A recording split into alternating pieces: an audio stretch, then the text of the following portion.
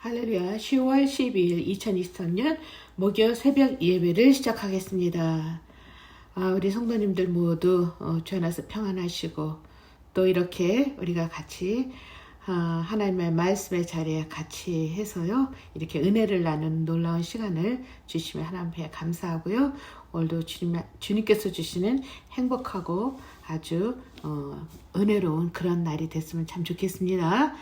예, 오늘 본문은 잠언서 7장 1절에서 27절까지가 되겠고요. 제목으로는요. 뿌리치기 어려운 유혹. 예, 말씀 봉독합니다. 내 아들아 내 말을 지키며 내 계명을 간직하라. 내 계명을 지켜 살며 내 법을 내 눈동자처럼 지키라. 이것을 내 손가락에 매며 이것을 내 마음판에 새기라. 지혜에게 너는 내 누이라 하며 명철에게 너는 내 친족이라 하라. 그리하면 이것이 너를 지켜 음료에게 말로 호리는 이방 여인에게 빠지지 않게 하리라. 내가 내 집 들창으로 살창으로 내다보다가 어리석은 자 중에 젊은이 가운데 한 지혜 없는 자를 보았노라. 그가 거리를 지나 음료의 골목 모퉁이로 가까이하여 그의 집 쪽으로 가는데 저물 때 항원 때 깊은 밤 흑암 중에라.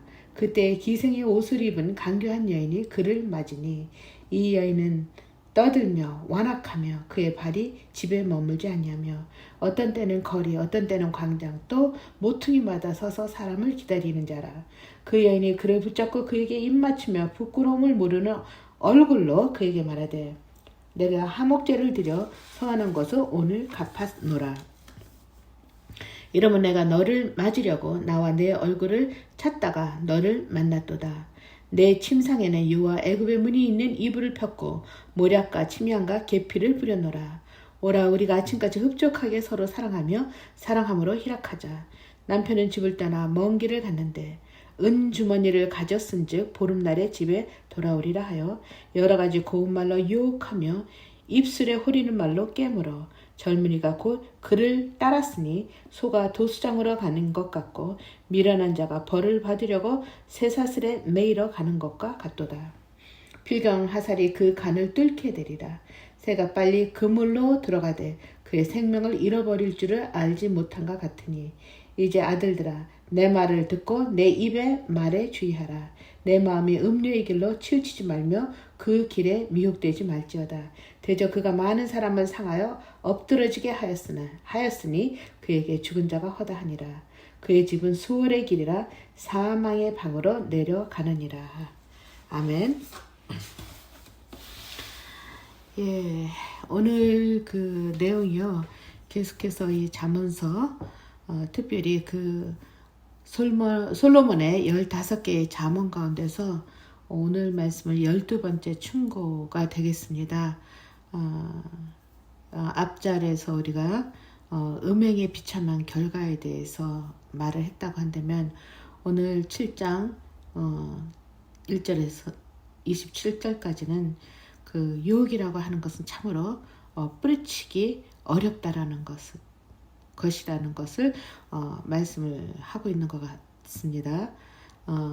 사실 우리가 그 성경 말씀 그리고 또한 저희들이 우리의 자녀를 가르치는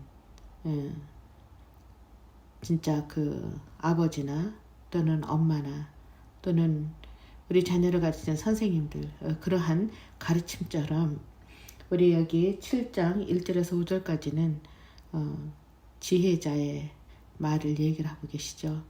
그 계명을 눈동자처럼 지키고 그 계명을 손가락에 매며 마음판에 새기라고 그렇게 해서 음료의 유혹에 빠져들지 않게 하리라고 교훈을 주고 계십니다. 예, 그 후에 7절과 지금 6절부터 시작되는데 여기에서는 이제 그 지혜자가 관찰자가 되죠. 그래서 여기 한 젊은이라고 얘기했던 것은 지혜 없는 자라고 하는 말은 어리석은 자, 즉 미숙하고 어딘가 철이 덜 난 그런 사람이라고 보면 되겠죠. 예, 그러한 지혜 없는 자의 행동을 시각적인 그 서체로 마치 우리가 보면 이렇게 드라마를 보듯이 펼쳐지고 있어요. 그는요 대로를 지나요. 예, 골목 모퉁이, 예, 큰 길을 놔두고요. 그리고 또 저물고 항온대 깊은 흑암중, 대낮도 아니고 검은 어둠, 그림자. 예, 이게 무슨 말입니까? 하나님께서 우리에게 준 밤은요, 사실 안식, 쉼을 얘기하고 계시잖아요. 그리고 또한 하루 동안 우리가 했던 우리의 그 하루 일상생활을 다시 한번 돌아보고, 그리고 또한 에너지 충전을 시키고, 그 다음에 우리가 회복을 시키는 그런 시간으로 하나님께서 우리에게 안식의 밤을 주었는데요. 여기에서는 그 항온역 어둠 가운데 무엇인가 갈망하는 바를 찾기라도 하듯 그 허망한 발걸음을 옮기는 글을 우리가 보게 되죠. 그러자 여기 10절과 12절부터는 예, 간사한 여인, 예, 강교한 여인이 등장을 하죠. 그래서 그들의 만남 우연이 아닌 듯 아주 그녀는 너무나 반갑게 그를 유혹을 하게 되죠. 참, 그 여인 역시 마음이 들떠 바람을 잡을 듯 통제불능에다 고집까지 세고, 그리고 이 여인은 집안에 있는 여인이 아니에요. 살림하고는 거리가 먼 여인 같습니다. 예. 그런데 그 여인이 그 어리석은 자를 보고는 아주 더욱더 적극적인 말과 행동으로 유혹을 하게 되죠. 더욱이 여기 하목제를 드려 서운한 것을 갚았다고. 이 말은 민수기 제사법에 하목제를 드리고 나서 그 재물을 나눠 먹을 수 있잖아요. 그런데 그것을 얘기하고 있는 것 같지요. 그렇지만 이 여인이 얘기하고 있는 것은 그 자신의 집에 먹을 음식까지 많고 또 너가 충분히 즐길 수 있다라고 하는 그런 꼬시는 말이 된다고 이렇게 보면 되겠습니다. 또 사실 여기 성경학자들은 얘기하기를 그 여인은 하나님께 제를 드렸다기보다는 그 가나안의 우상 숭배, 예, 몰렉이라든지 그 밖에 우상 숭배자들이 많지 않습니까? 예, 그러한 우상 숭배를 하고 나서 그 음행이라고 하는 그 성행위를 뜻하는 그러한 것을 하기 위해서라고 그렇게 말하기도 합니다. 아무튼지 그 여인의 달콤한 말과 진수성찬, 그리고 또 뭐 애굽의 이불 아주 황홀하고 그 모략과 침향과 계피 그런 것까지도 뿌렸다고 이렇게 얘기를 하고 있죠. 어떻게 보면 모략과 침향이라고 하는 것은 사실 이것은 장례식에도 쓰는 도구이기도 해요. 그래서 어떻게 보면 이들이 하는 짓들이 전부 다 암시적으로 어둠의 그림자라는 것, 예? 죽음의 길이라는 것을 뜻한다고 생각을 해도 될 것 같습니다. 더욱이 그녀는 유부녀이잖아요. 그런 까닭에 그녀의 남편이 돌아올까 봐란 그런 걱정조차 할 것이 없는 것은 그녀의 남편은 충분한 돈을 갖고 나가서 보름이나 돼야 온다는 말. 그래서 안심을 시키죠. 어떻게 생각해보면 이 보름달이 뜨는 그 환한 시간이 아니라 보름달이 뜨기 전 초생달이나 또는 하얀달, 뭐 그렇게 밝지 않은 달, 예? 예, 그러한 어둠, 그런 가운데 그들은 가는가 불륜의죄로 얼룩져 가는 그들의 어둠의 시간을 암시하기도 합니다. 예, 참으로 그들의 그 일시적인 쾌락과 탐닉은 그 사람의 이성을 마비시키죠. 뿐만 아니라 자아가 상실하게 되고 또 현실을 망각하게 되고, 그래서 스스로 한 사람만이 아니죠. 서로가 사망의 길로 들어가게 된다는 것이죠. 그래서요, 구약에서는 이러한 상태에서는 어떻게 됩니까? 돌로 쳐서 죽이는 거죠. 그런데 어찌됐든요, 참 이러한 그 요사스러운 음료의 유혹의 길 피하기가 쉽지 않죠. 따라서 여기 키벌스라고 아까 27절 얘기하고 있었지 않았습니까? 지혜자께서는 내 말을 듣고 내 입의 말을 주의하고 음료의 길을 피하라고. 그야말이지 피하는 것이 상책이라 이 말입니다. 요셉이 그 보디발의 아내의 동침을 추궁하고 계속해서 추궁을 했잖아요. 그랬을 때 요셉의 행동은 그녀를 피했다라는 것이죠. 그녀에게서 도망을 했다는 것이에요. 사실 우리가 솔로몬 왕의 젊은이로 하여금 음행을 피할 것을 거듭 충고하고 있지만 사실 이것은 젊은이들 뿐만이 아니에요. 음행이 결코 젊은이들 뿐 아닌 모든 사람에게 있어서 조금만 방심하면 누구나도 지을 수 있는 보편적인 죄라. 그로 인해서 자아의 파괴와 가정 파괴 등 치명적인 문제를 일으키고 있지 않습니까? 그래서요, 그 이혼의 첫 번째 이유가 불륜이라고 하잖아요.